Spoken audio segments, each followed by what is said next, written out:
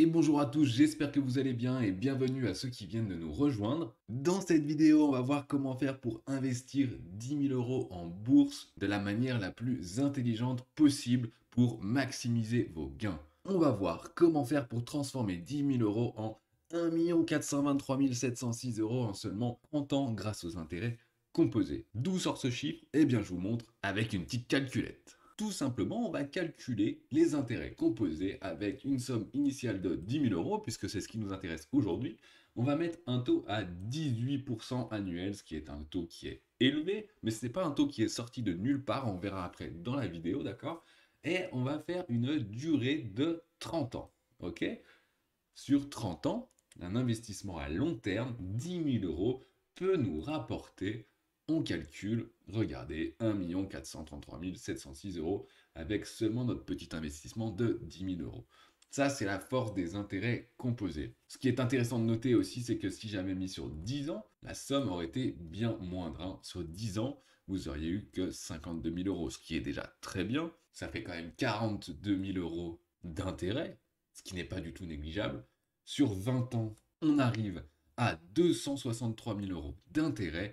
Et ensuite, sur 40 ans, regardez la puissance des intérêts composés, eh bien, on va arriver à 7,5 millions. Autant vous dire que c'est les premières années qui vont être les moins intéressantes, mais qu'ensuite, ça va être vraiment exponentiel. En regardant la courbe, on voit bien exactement ce que je viens de vous dire. Alors, on va se concentrer sur comment faire pour avoir ces 18% et justement réaliser ce que je viens de vous montrer. Eh bien, tout simplement, déjà, il va falloir que votre horizon d'investissement il soit à long terme. Puisque dans la bourse, pour vraiment être sûr de gagner de l'argent et même beaucoup d'argent, il faut investir à long terme.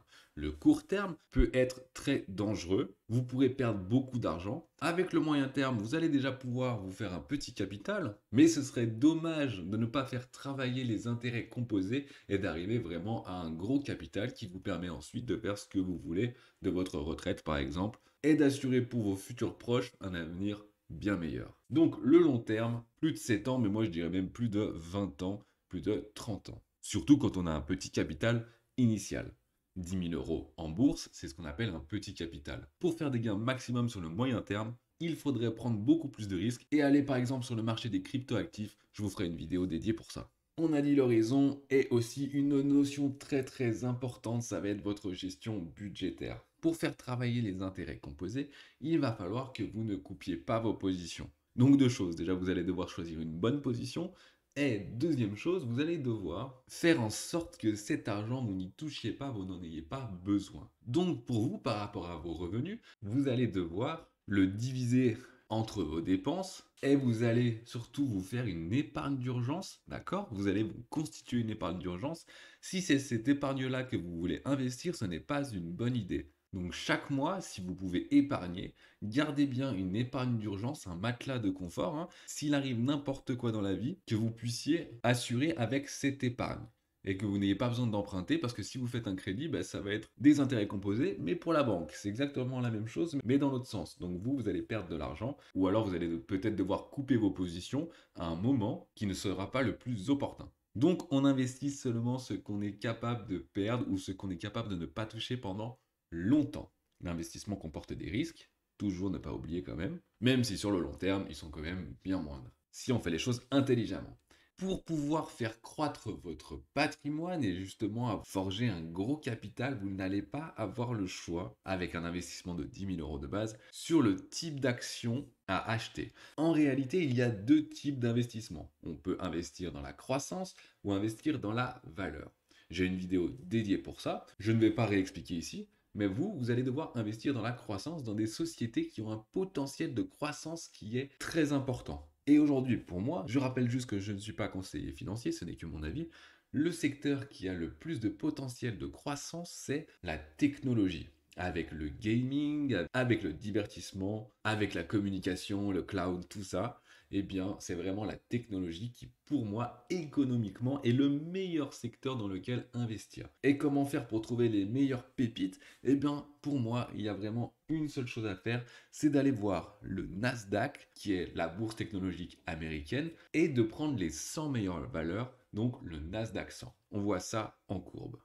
On voit ici les performances du Nasdaq 100, donc les 100 meilleures entreprises de cette bourse, hors entreprises financières et assurances, par rapport au S&P 500, qui est déjà un énorme index, qui est les 500 meilleures entreprises américaines. Regardez, sur 10 ans, c'est énorme la croissance, on part de 10 000 et on arrive à quasiment 51 000, sachant qu'il y a eu une grosse crise en 2022 et que juste avant, on était à 54 000. Donc vous voyez, le potentiel de croissance est énorme. Et ici, je suis sur un tracker, on verra juste après, sur celui de Invesco. Il nous montre d'ailleurs qu'avec 10 000 euros d'investis il y a 20 ans, vous auriez 144 000 euros aujourd'hui. Sans rien faire, juste de l'investissement passif. Vous achetez une fois et vous laissez l'argent travailler. Donc Nasdaq 100 pour moi, meilleure performance, meilleur choix pour des entreprises de croissance. Et comment on va faire pour pouvoir investir dans le Nasdaq? Eh bien tout simplement, on va se tourner vers des ETF. Les ETF, ce sont des produits qui sont échangeables en bourse. C'est comme si c'était une action, sauf que ça va répliquer le cours d'une action ou alors ça va répliquer le cours d'un panier d'actions. Et ici même, ça va répliquer un indice, donc l'indice des 100 meilleures entreprises du Nasdaq. Pourquoi ça va être super intéressant? Parce que tout simplement, ça va être un investissement passif. Vous achetez une seule fois et c'est très facile à faire. Aujourd'hui, avec une application mobile ou alors sur votre ordinateur, vous faites 2 clics et vous pouvez investir tout simplement. L'ETF, il va offrir une diversification, vous le savez peut-être. La diversification, c'est essentiel en bourse pour réduire le risque. Par exemple, vous pourriez faire le choix d'investir dans Apple, Microsoft et tout ça séparément. Sauf que si une entreprise a un problème, ça va vraiment impacter votre portefeuille. Alors que là, vous avez une centaine d'entreprises qui sont essentiellement dans le même secteur, c'est vrai, mais si une chute, ça ne va pas impacter plus que ça votre indice. Ça va le faire baisser un tout petit peu, mais les autres vont compenser. Donc la diversification avec un ETF est faite automatiquement.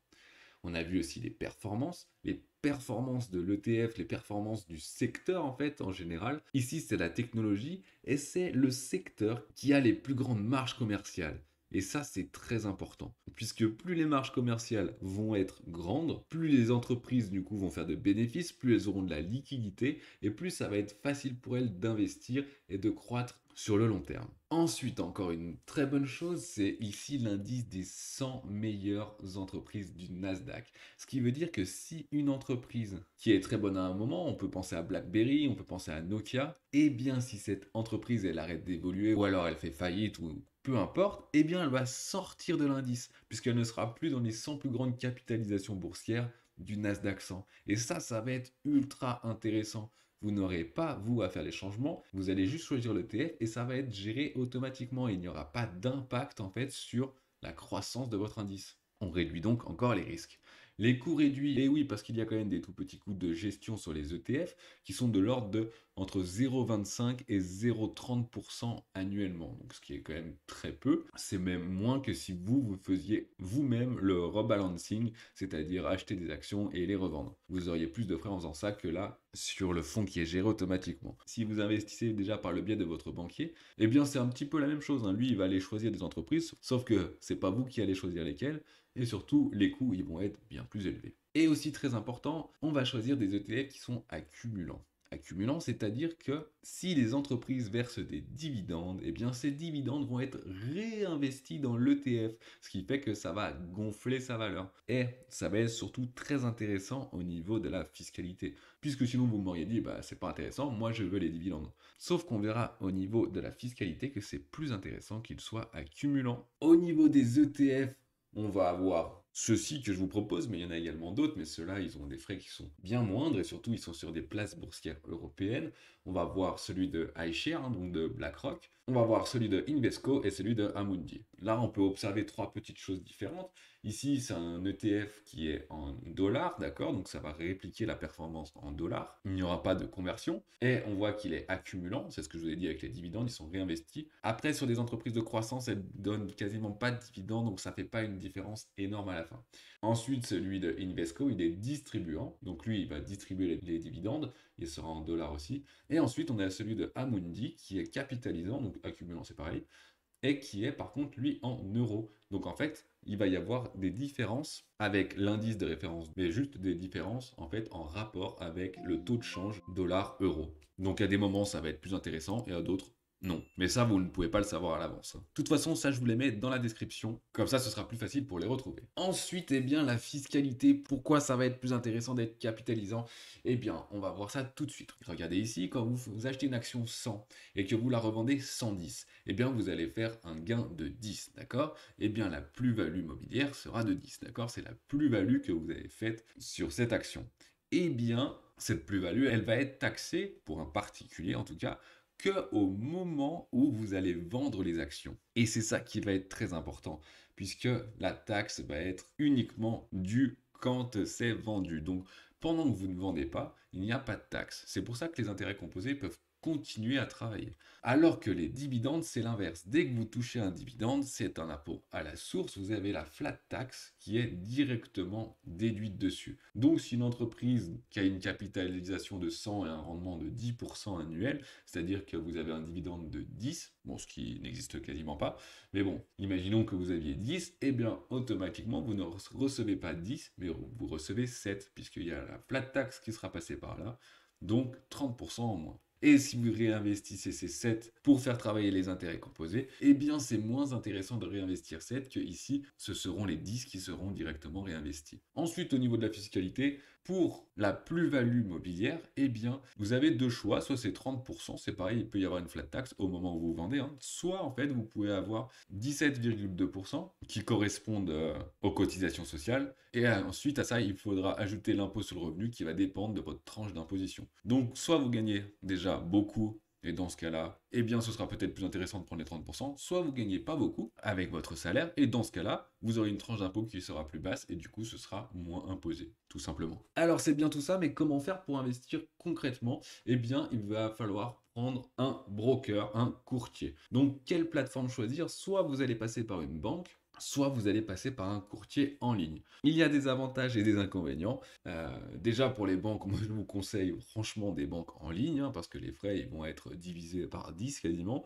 Et en plus on vous donne de l'argent pour les rejoindre. Ça c'est beau. Pareil, j'ai les liens dans la description si ça vous intéresse, pour gagner de l'argent, pour ouvrir des comptes sur ces banques, des comptes titres, d'accord? Il y a plusieurs choses, soit vous ouvrez un compte titre, soit vous ouvrez un PEA, un plan d'épargne action. Je ne détaille pas forcément ici. Le PEA peut être intéressant, en fait ça a des avantages fiscaux, sauf que par contre il y a un plafond et vous ne pouvez pas investir ce que vous voulez. Regardez bien avant l'ETF que vous voulez choisir, déjà s'il est disponible dans le PEA ou non. Et le PEA il est disponible qu'au niveau des banques. Boursorama et Fortuneo le font très bien. Ce sont d'excellentes banques en ligne, d'ailleurs moi j'ai les deux, j'ai aucun souci avec. Et les frais restent très bas, notamment sur les ETF. Boursorama qui a un partenariat avec BlackRock, donc les ETF iShares. Donc si vous voulez prendre du iShares, ça peut être intéressant. Et ensuite, on a les courtiers en ligne. Donc là, vous ne pouvez pas ouvrir de PEA, mais par contre, vous avez énormément d'actions qui sont bien dessus et des frais qui sont vraiment très, très, très, très faibles. De Giro, je recommande évidemment parce que les frais qui sont dessus sont vraiment très, très, très faibles. Généralement, les frais d'achat, on n'y fait pas trop attention parce que dans les deux cas, c'est pas très élevé. Mais par contre, les frais de vente, et c'est là que ça devient beaucoup plus intéressant avec De Giro, c'est que c'est pas un pourcentage, ça reste un frais fixe. Donc, quand vous revendez une action et que vous avez que par exemple 1 euro de frais, au lieu de 0,6%, eh bien ça change tout, parce que sur 400 euros, ok, ça va pas changer grand-chose, mais sur 900 000, c'est plus la même chose. Donc De Giro, vraiment le courtier en ligne le moins cher et vraiment très facile aussi d'utilisation. Vous retrouvez tout ça dans la description. Et maintenant, eh bien, ça va être à vous d'agir. J'ai une formation bourse complète dédiée aux débutants et aux intermédiaires qui va vous permettre justement de faire les choses de la bonne manière, puisque là dans la vidéo, je vous ai parlé essentiellement des choses nécessaires pour pouvoir investir rapidement vos 10 000 euros, mais vous allez voir qu'il y a des stratégies également qui peuvent être intéressantes pour pouvoir réduire les risques de volatilité par exemple. Et j'ai aussi d'autres vidéos qui peuvent être intéressantes pour vous, par exemple comment lire un graphique boursier, savoir si c'est le bon moment ou non pour investir ou s'il faut attendre un petit peu, comprendre un petit peu les mécanismes de création monétaire, bref, allez voir ma chaîne, j'ai tout ça dessus. En tout cas, pour l'heure, je vous dis merci d'avoir regardé. J'espère que ça peut vous apporter des connaissances, des compétences. Et moi, je vous dis thumbs up si ça vous a plu. Allez vous abonner si ce n'est pas encore fait. Et à très vite pour une prochaine vidéo. Allez, à plus!